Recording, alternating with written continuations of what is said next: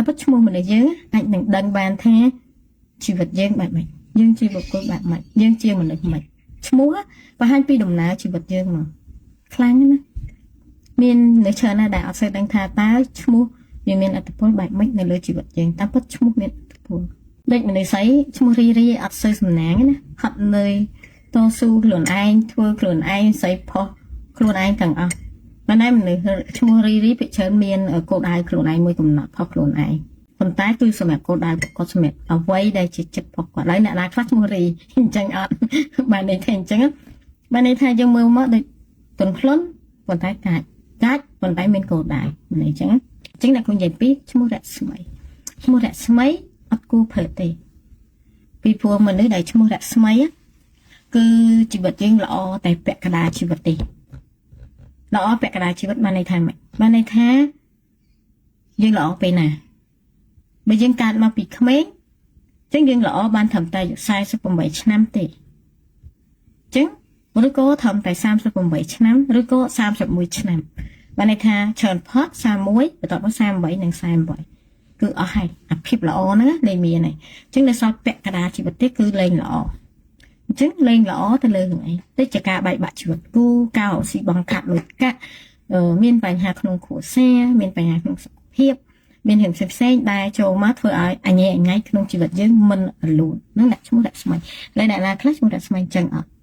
មានមួយទៀតស្រាប់តែយើងអត់ល្អទេនៅក្នុងវ័យក្មេង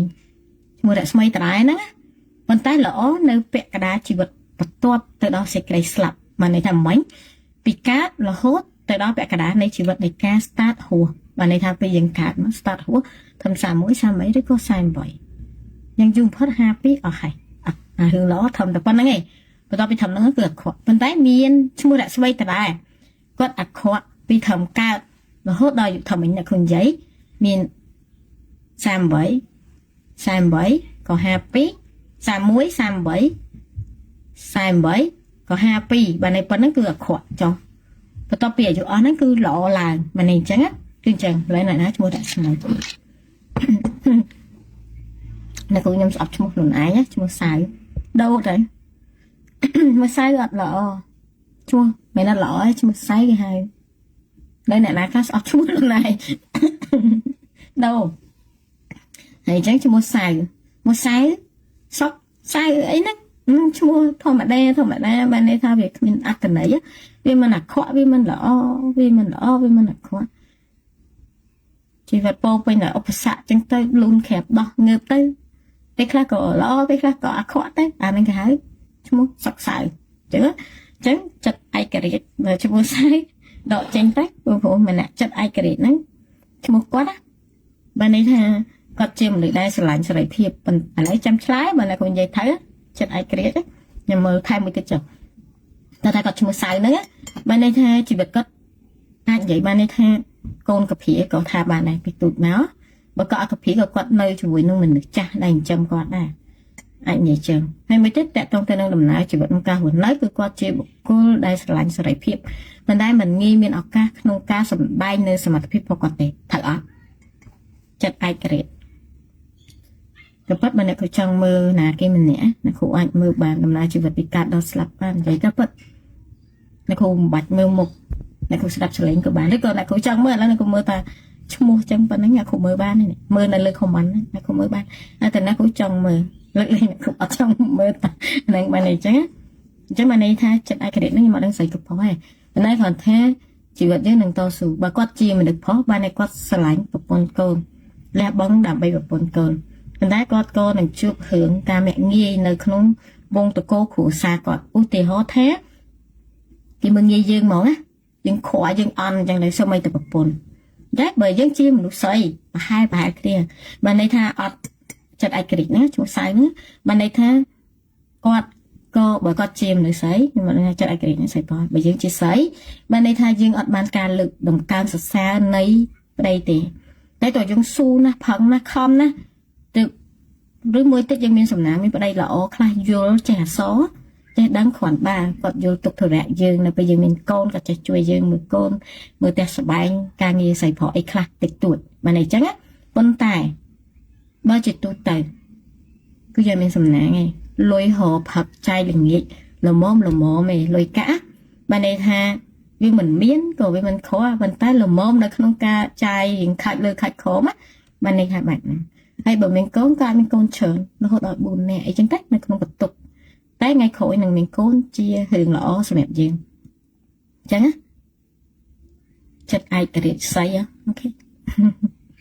បានន័យថាបែបហ្នឹងអាហ្នឹងគឺអញ្ចឹងណាអញ្ចឹងឈ្មោះសៅចិត្តឯករាជ្យហ្នឹងបានន័យថាចឹងគឺគាត់ជាបុគ្គលបែបហ្នឹងអញ្ចឹងចង់ឲ្យខ្លួនឯងមានសំណាងត្រូវអាសាធ្វើឲ្យយើងមានសំណាងធ្វើម៉េចឲ្យខ្លួនឯងមានសំណាងនេះគឺជាលក្ខណៈទូទៅទាំងអស់ព្រោះយើងទាំងអស់គ្នាដែលយើងអាចយកទៅប្រើបានបើយើងជឿជំនឿបានន័យថាយើងទៅបន់ស្រន់បួងសួងសុំក្តីមេត្តានៃមេដីអាសាអរគុណមេដីអាសាសាច់ដោះសំណាញ់មេដីធ្វើបុណ្យដាក់ទានបើកចិត្តយើងឲ្យជ្រះថ្លាដោះលែងនៅអីដែលយើងគួរដោះលែងកុំចង់ទៅមានអ្នកតតាំងឈ្នះចាញ់ជាមួយនឹងរឿងដែរមិនគួរនឹងឈ្នះចាញ់ប៉ុន្តែយើងក៏មិនអាចធ្វើខ្លួនយើងឲ្យស្រូបពេកកាច់ពេកគឺយើងនៅក្នុងលំមនៅក្នុងកម្រិតលំមណាអញ្ចឹងដូចគ្នានៅក្នុងការដែលចង់ធ្វើឲ្យខ្លួនយើងមានសំណាងអត់មានអ្នកណាមុនគេក្រៅពីយើងទេសំណាងគឺយើងបង្កើតសំណាងខ្លួនយើងចាយើងបង្កើតសំណាងខ្លួនយើងបង្កើតឲ្យខ្លួនយើងជាមនុស្សដែលអាចមើលឃើញស្ថានភាពច្បាស់លាស់អាចមើលឃើញសភាពការមុនដែលយើងអាចដោះស្រាយបានអាចមើលឃើញរឿងហែវដែលយើងត្រូវតែតតាំងតវ៉ាឬក៏ប្រយុទ្ធឬក៏យើងដោះលែងនឹងអោបកសោបអាហ្នឹងគឺជារឿងដែលយើងត្រូវធ្វើក្នុងជីវិតយើងគ្រប់គ្នាផ្លាស់ប្ដូរការគិតត្រូវគេមានពាក្យមួយនិយាយថាយើងកុំបាច់ទៅប្រណាំងប្រជែងមួយណាទេប្រណាំងប្រជែងមួយខ្លួនឯងប្រណាំងបែបម៉េចប្រណាំងថាថ្ងៃហ្នឹងម្សិលមិញយើងបែបម៉េចថ្ងៃនេះយើងត្រូវធ្វើម៉េចឲ្យខ្លួនយើងនឹងគ្រាន់តែចេញម្សិលមិញផុសខ្លួនយើងមួយថ្ងៃយ៉ាងហោចក៏ឲ្យចេះអក្សរភាសាឧទាហរណ៍ចេះចង់រៀនអង់គ្លេសចេះអង់គ្លេសបានមួយម៉ាត់ក្នុងមួយថ្ងៃនេះចេះបានមួយក៏បានលើកគាត់ដល់អានេះចឹងនេះយើងបង្កើតសំណាងហើយបង្កើតនៅសំណាងមានការទុកដាក់យើងត្រូវចេះទុកដាក់របស់របរដែលយើងរកបានទ្រព្យសម្បត្តិលុយកាក់គ្រប់គ្រងអាជីវកម្មការងារដែលយើងមាននៅក្នុងដៃនេះយើងត្រូវតែធ្វើឲ្យបានល្អបំផុតទទួលខុសត្រូវលើវាកុំលេះលោះហើយកុំទុកឲ្យពេលវេលាវាចេះទៅចោលមួយថ្ងៃទៅមួយថ្ងៃអត់ប្រយោជន៍អីយើងហ៊ានអីដែលយើងចូលចិត្តអីយើងហ៊ានអាហ្នឹងយើងឆាប់ចេះហើយយើងទៅធ្វើវាបានល្អអញ្ចឹងណាហើយព្យាយាមឲ្យគំរូល្អទៅមនុស្សជុំវិញខ្លួនយើងឲ្យបានច្រើនផុតដែលយើងអាចធ្វើបានអាហ្នឹងគឺគេហៅចឹងអញ្ចឹងមានច្រើនណាស់ដែលយើងចង់បង្កើតសំណាងឲ្យខ្លួនឯងហើយអីដែលបង្កើតសំណាងគឺយើងមើលឃើញស្អីទៅដែលថាគឺជារឿងល្អត្រឹមត្រូវសម្រាប់យើងហើយមិនប៉ះពាល់អ្នកផ្សេងតែយើងប្រឹងធ្វើវាឲ្យច្រើនទៅនៅហើយបង្កើតសំណាងខ្លួនឯងនេះអញ្ចឹងហើយបង្កើតភាពរឹងមាំឲ្យខ្លួនឯងភាពរឹងមាំតែមិនមែនជាភាពមានះទេបានថារឹងមាំធ្វើមិនហើយយើងរឹងមាំជាងមុនណាសូម្បីតែការហាត់ប្រាណសុខភាពក៏វាជារឿងសំខាន់បំផុតក្នុងការដែលធ្វើខ្លួនយើងរឹងមាំយើងមិនមានរឿងអីមួយយើងនៅកាត់ទុកសោកដេកយំនៅនឹងអត់ព្រមហៅវិធីនៃការងើបចេញពីទុកសោករបស់យើងណាហើយមនុស្សគេថាមនុស្សស្រីក៏ដោយមនុស្សប្រុសក៏ដោយមនុស្សយើងមានសំណាងឬអត់សំណាងនៅពេលពាក់កណ្ដាលជីវិតយើងពាក់កណ្ដាលជីវិតយើងគឺយើងនិយាយទៅដល់លើថានៅពេលដែលយើងមានជីវិតគូបើយើងមានជីវិតគូល្អយើងនឹងមានសំណាងហើយតែបើយើងមានជីវិតគូអត់ល្អយើងអត់សំណាងអញ្ចឹងយើងត្រូវឲ្យឆ្លាតនៅក្នុងការប្រើប្រាស់ជីវិតគូដូចគ្នាបើយើងមើលថាគេលេងសើចមួយយើងឆាប់ដោះដៃទៅកុំនៅបន្តជាមួយនឹងភាពមិនច្បាស់លាស់របស់ខ្លួនឯងដូចអ្នកខ្លះកូនសិស្សចេះសួរអ្នកគ្រូថាអ្នកគ្រូខ្ញុំមកដឹងថាខ្ញុំរាល់ថ្ងៃជាអីជាមួយនឹងគេអត់មានភាពច្បាស់លាស់មួយអញ្ចឹងយើងកុំបន្តជាមួយនឹងភាពមិនច្បាស់លាស់បើថាច្បាស់លាស់ឲ្យដឹងថាច្បាស់លាស់បើអត់ច្បាស់លាស់យើងឆាប់ដោះដៃយើងឆាប់ចាក់ចេញសម័យឥឡូវគេអត់នៅជាមួយនឹងអត់ហ្នឹងទេអញ្ចឹងគេយើងមនុស្សស្រីយើងតែនៅជាមួយនឹងភាពមិនច្បាស់លាស់គឺមនុស្សរបស់គេអត់ខាតទេគេចំណេញយើងមនុស្សស្រីខាតពេលវេលាខាតសម្រស់ខាតអាយុ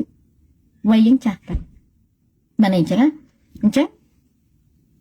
បើអាហ្នឹងសម្រាប់ការដែលយើងមិនទាន់ជាគូយើងអត់ច្បាស់លាស់យើងកុំបន្តតែបើសិនជាយើងជាជីវិតគូយើងហួននៅយើងត្រូវថ្លឹងកូនសិស្សតែងសួរខ្ញុំរហូតឲ្យតែក្នុងការអានទេសីសំណួរដូចគ្នាស្តៀងគ្នាទេអត់ខុសទេតែងសួរថាអ្នកគ្រូខ្ញុំចង់ឲ្យប្តីខ្ញុំត្រឡប់មកវិញអ្នកគ្រូខ្ញុំចង់បន្តនៅជាមួយគាត់ទៀតអ្នកគ្រូខ្ញុំបាននៅមួយគ្នាដល់ចាស់អត់អ្នកគ្រូមើលទៅខ្ញុំលែងលះគ្នាអត់សំណួរភាគច្រើនសួរតែបែបហ្នឹងសំខាន់យើងត្រូវសួរខ្លួនឯងវិញថា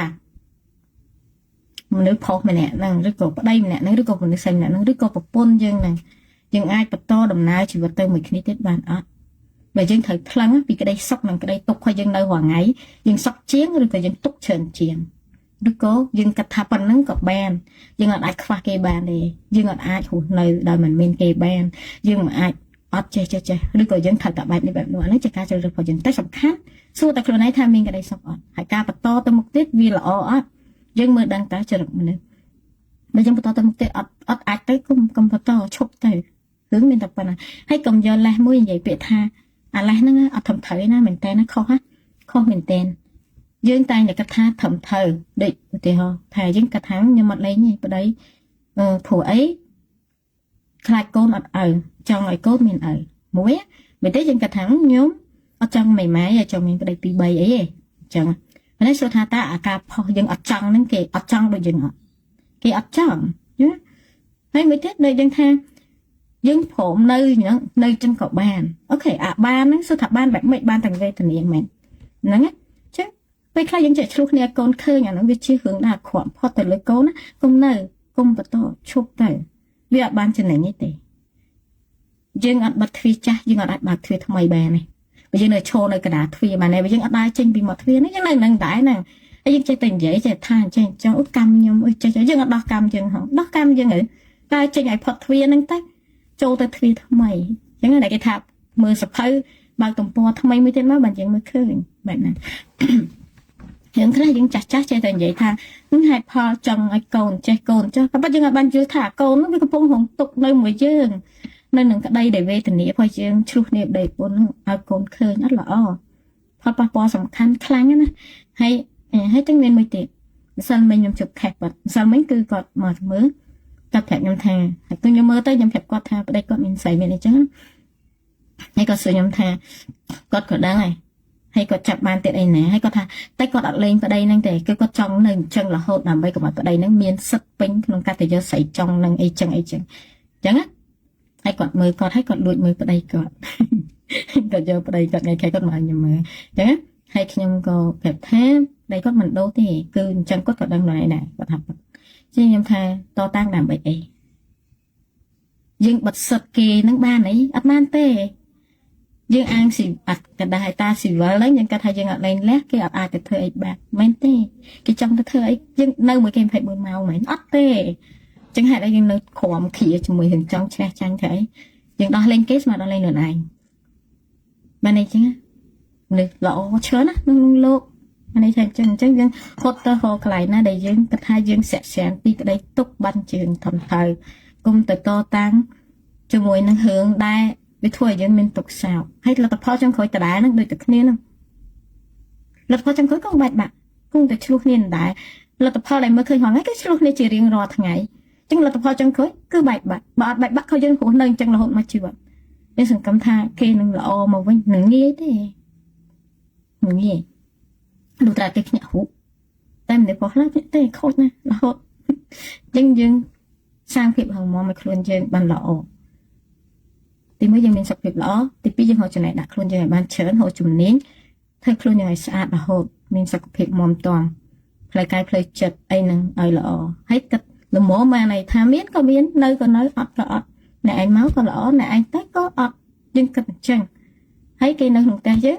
គឺជាប្តីយើងគិតអញ្ចឹងទៅហើយតួនាទីយើងកុំបោះវាចោលយើងធ្វើរហូតតួនាទីយើងធ្វើតួនាទីយើងជាអីយើងធ្វើតួនាទីហ្នឹងឲ្យល្អបំផុត